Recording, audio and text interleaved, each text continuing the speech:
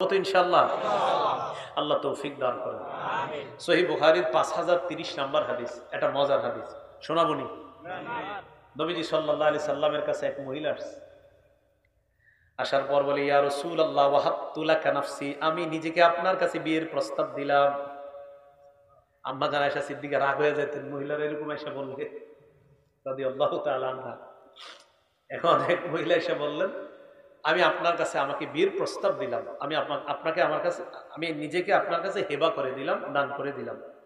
তো নবীজি সাল্লাল্লাহু আলাইহি সাল্লামকে আল্লাহ 4টার অধিক বিয়ে করার বৈধতা আল্লাহ দিয়েছেন নবীজিকে সাল্লাল্লাহু আলাইহি সাল্লামকে। তো নবীজি সাল্লাল্লাহু আলাইহি সাল্লাম তার কথা শুনে নিচের দিকে তাকিয়ে রইলেন। ওই জায়গায় এক সাহাবা ছিলেন, উনি ছিলেন, এক সাহাবী ছিলেন গরিব। আমি মাঝে মাঝে সাহাবা বলে ফেলতেছি, তো মনে রাখবেন সাহাবা মানি অধিক সাহাবা, সাহাবী মানি একজন। তো অনেক সময় একজনের ক্ষেত্রে সাহাবা বলে ফেলতেছি বারবার, ঠিক হচ্ছে না কথাটা। একজন মানি সাহাবী, আর সাহাবা মানি বহু বচন, অনেক সাহাবা, বারবার ভুলটা হয়ে যাচ্ছে। তো নবীজির সাহাবী ওখানে একজন বসা, ওই সাহাবী দাঁড়িয়ে বললেন, ইল্লাম ইয়াকুন ফিহা হাজা, হুজুর এই মহিলার ক্ষেত্রে যদি আপনার কোনো আগ্রহ না থাকে, জাউবিজনিহা, আমার কাছে আপনি বিয়ে দিয়ে দেন, আমার কাছে বিয়ে দিয়ে দেন। তো রাসূল আকরাম সাল্লাল্লাহু আলাইহি সাল্লাম বললেন, মোহরানা আছে তোমার কাছে? দেখেন সাহাবারা আরে কেমন জীবন ছিল। লা ওয়াল্লাহি ইয়া রাসূলুল্লাহ, আল্লাহর কসম হুজুর মোহরানা দেওয়ার মতো কিচ্ছু নেই। রাসূল আকরাম সাল্লাল্লাহু আলাইহি সাল্লাম বললেন, ইযহাব ইলা আহলিক, বাসায় যাও, ফানজুর হাল তাজিদু ইনদাকা মিন শাই ওয়ালাউ খাতিমান মিন হাদিদ, দেখো বাসায় গিয়ে লোহার একটা আংটিও যদি হয় নিয়ে আসো, বিয়ে দিয়ে দিই। সাহাবী বাসায় গেলেন, যাওয়ার পর তালাশ করে এটাও পায় না। রাসূলের কাছে আসলেন, আসার পর বললেন, ইয়া রাসূলুল্লাহ বাসায় গিয়েছি, আমি তালাশ করে কিছু পাই না হুজুর, আমার সম্পদ বলতে ইল্লা ইজারি হাযা,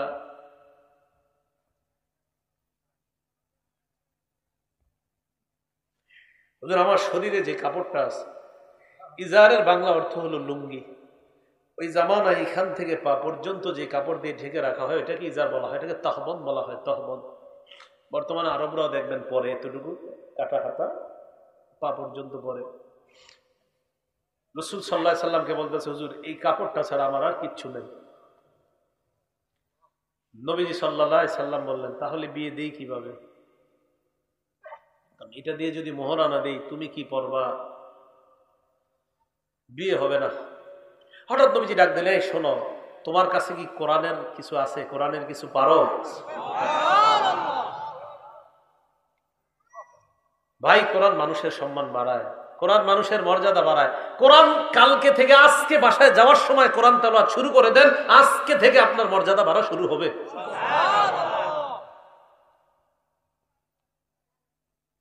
সাহাবী জবাব দিলেন, মাই সূরাতুন কাযা ওয়া কাযা, আমার কাছে কোরআনের ওই ওই সূরাটা আছে, ওই ওই সূরাটা আমার মুখস্থ। নবীজি বললেন, মাল্লাকতুকাহা বিমা মাআকা মিনাল কুরআন,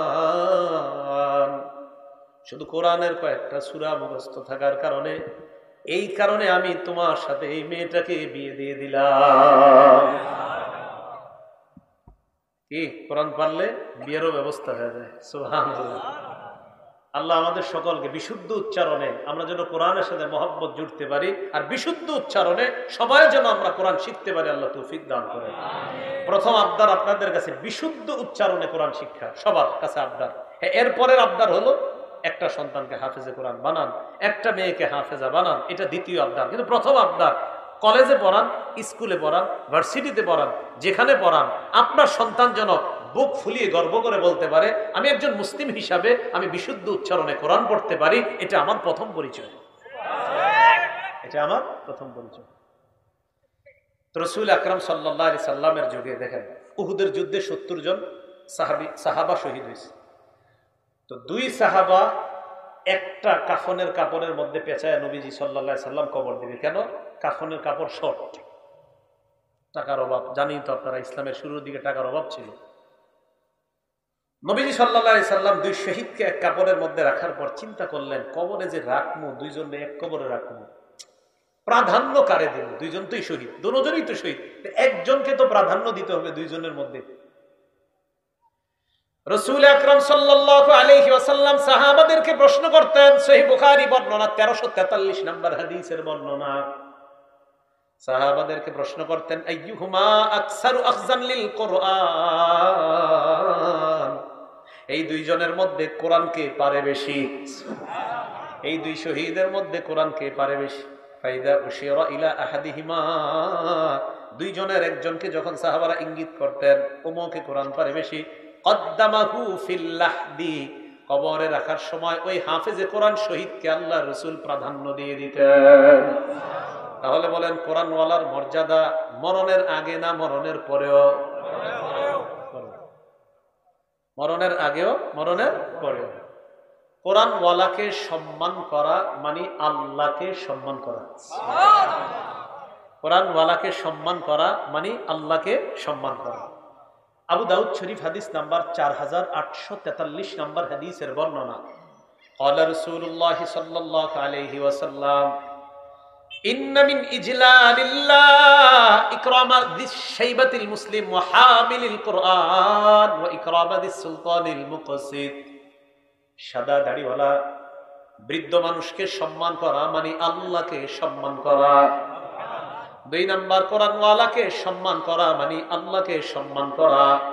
3 নম্বর ন্যায়পরায়ণ শাসককে সম্মান করা মানে আল্লাহকে সম্মান করা। 3 ব্যক্তিকে সম্মান করা মানে আল্লাহকে সম্মান করা। 1 নম্বর সাদা দাড়িওয়ালাকে সম্মান করা মানে আল্লাহকে সম্মান করা। 2 নম্বর হাফেজে কোরআনকে সম্মান করা মানে আল্লাহকে সম্মান করা। 3 নম্বর ন্যায়পরায়ণ শাসককে সম্মান করা মানে আল্লাহকে সম্মান করা। এটাই রাসূল আকরাম সাল্লাল্লাহু আলাইহি সাল্লাম বললেন, ইন্না মিন ইজলালিল্লাহ, আল্লাহকে সম্মান করা, ইকরামা যিশ শাইবাতিল মুসলিম, বৃদ্ধ মানুষকে সম্মান করা মানে আল্লাহকে সম্মান করা, ওয়া হামিলিল কুরআন, কোরআনওয়ালাকে সম্মান করা আল্লাহকে সম্মান করা, ওয়া ইকরামা যিস সুলতানিল মুকসিত, ন্যায়পরায়ণ শাসককে সম্মান করা আল্লাহকে সম্মান করা। পৃথিবীর যেখানেই কোরআনওয়ালা আছে আমরা সব কোরআনওয়ালাকে সম্মান করব ইনশাআল্লাহ। ইবনে মাজাহ কিতাবের নাম। হাফেজ নি আপনি? কে আছেন আপনি? হুজুর আসেন, এদিকে আসেন। আসেন না, একটু এদিকে আসেন। বসেন বসেন, সমস্যা নেই। আমার দিকে তাকান। মনে করেন আপনাদের মাঝে উনি আমার আস্থাভাজন, উনি আমার আস্থাভাজন। কেন বলছি? এবার হাদিস শুনেন। ইবনে মাজাহ 215 নম্বর হাদিস। আপনি আবার কষ্ট নেন, আপনারও দাম আছে। আপনি আলেম তো, আলেমেরও দাম আছে। আচ্ছা, যেহেতু ওনারে বইলেই ফেলছি আপনি হাফেজ কি তুই বলছে না, আলেম তো, যেহেতু উনি আলেম তো ওনার সম্মানে একটা হাদিস শোনায় দিই। তিরমিজি শরীফের 2682 নম্বর হাদিসে আসছে, ইন্নাল আলিমা লা ইস্তাগফিরু লাহু মান ফিস সামাওয়াতি ওয়া মান ফিল আরদ হাত্তা আল হিতানু ফি জাওফিল মা। আলেমের জন্য আসমান জমিনের যারা আছে এমনকি সমুদ্রের মাছ পর্যন্ত আল্লাহর কাছে ক্ষমা প্রার্থনা করতে থাকে। সুবহানাল্লাহ। ওনারও দাম আছে, ওনারও আছে, কারো কম না। আপনারা রাখবেন। তো ইবনে মাজাহ 215 নম্বর হাদিস। ক্বালা রাসূলুল্লাহ সাল্লাল্লাহু আলাইহি ওয়াসাল্লাম, নবীজি বলেন, ইন্না লিল্লাহি আহলিনা মিনান নাস, আমরা সবাই কার বান্দা? আল্লাহ। নবীজি বলেন, মানুষের মধ্যে কিছু মানুষ আছে যারা আল্লাহর পরিবারের সদস্য। সাহাবারা প্রশ্ন করলেন, মান হুম ইয়া রাসূলুল্লাহ, তারা কারা? রাসূল আকরাম সাল্লাল্লাহু আলাইহি ওয়াসাল্লাম জবাব দিলেন, আহলুল কুরআন হুম আহলুল্লাহ ওয়া খাসাতুহু, তোমরা সবাই আল্লাহর বান্দা, কোরআনওয়ালা, কোরআনওয়ালারা আল্লাহর পরিবারের সদস্য এবং আল্লাহর বিশেষ বান্দা হয়ে যায়। সবাই আল্লাহর বান্দা। আমাদের দেশের সবাই প্রধানমন্ত্রীর অধীনে আছি আমরা, তো প্রধানমন্ত্রীর খাস লোক আছে, আমরা বলি না? আল্লাহর বান্দা আমরা সবাই আল্লাহর খাস লোক, হাফেজে কোরআন। আল্লাহ আমাদের সকলকে বুঝার তৌফিক দান করেন। তিরমিজি শরীফের 2909 নম্বর হাদিসের বর্ণনা। ক্বালা রাসূলুল্লাহ সাল্লাল্লাহু আলাইহি ওয়াসাল্লাম, খায়রুকুম মান তাআল্লামাল কুরআন ওয়া আল্লামা, যে ব্যক্তি কোরআন শিখে এবং শিখায়, রাসূল বলেন আমি তাদেরকে দুনিয়ার সবচাইতে সর্বোত্তম ব্যক্তি বলে ঘোষণা করে গেলাম। এই হাদিসের অন্তর্ভুক্ত শুধু হাফেজে কোরআন না, হাফেজ আলেম যারা আছে, কোরআন হাদিসের চর্চা যারাই করতেছে তারাই এটার অন্তর্ভুক্ত। তিরমিজি শরীফের 2910 নম্বর হাদিসের বর্ণনা। قال رسول الله صلى الله عليه وسلم من قرأ حرفا من كتاب الله فله به حسنة والحسنة بعشر أمثالها নবীজি বলেন কোরআনের একটা আমলনামায় 10টা নেকি লিপিবদ্ধ করা হয়। নবীজি বলেন লা আকুলু আলিফ লাম মিম হারফুন, আমি বলছি না আলিফ লাম মিম পুরোটা একটা অক্ষর, ওয়ালাকিন আলিফুন হারফুন, আলিফ একটা অক্ষর, ওয়া লামুন হারফুন, লাম একটা অক্ষর, ওয়া মিমুন হারফুন, মিম একটা অক্ষর। আলিফ লাম